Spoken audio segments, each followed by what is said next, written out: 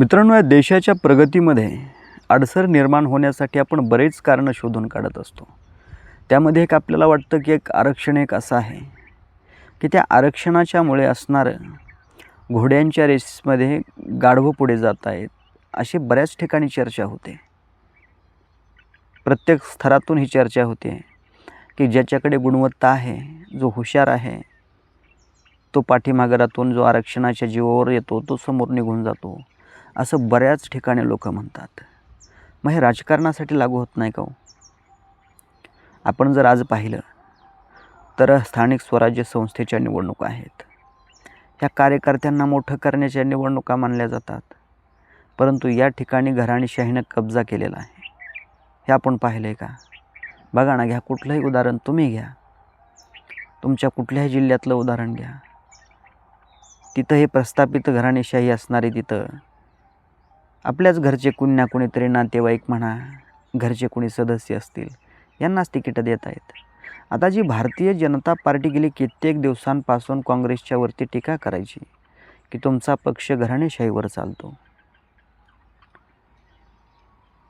तुम्ही दुसऱ्यांना तुमच्या पक्षामध्ये वाव नाही, सामान्य कार्यकर्त्यांना. या भारतीय जनता पार्टीचे राष्ट्रीय नेते यांच्यावरती टीका करायची, अगदी नरेंद्र मोदीपासून ती पार खाली देवेंद्र फडणवीसांच्या पर्यंत. पण आज त्याच फडणवीसांनी या घराणेशाहीच्या पुढे असणारं लोटांगण घातलं का काय असं वाटायला लागले. आपण जर पाहिलं तर एका कुटुंबामध्ये 6 उमेदवार नगराध्यक्षपदाचे ते एका कुटुंबामध्ये आहेत. मग ही घराणेशाही म्हणायचं काय, तुमचा मुत्सद्दीपणा म्हणायचा काय, याला सुंदर नाव तुमच्या भाषेत काय द्याल ते द्या. मग असं सगळं काही असताना सामान्य कार्यकर्त्याला कधी समोर येऊ देणार आहेत, याचा विचार करणं गरजेचं आहे हो. वर्षानुवर्षे आपण यांनाच मतदान करतो. काय यांची लायकीच काय असते त्यांच्या हे राजेशाही घराण्यातून जे लोक येतात ना, घराणेशाहीतून,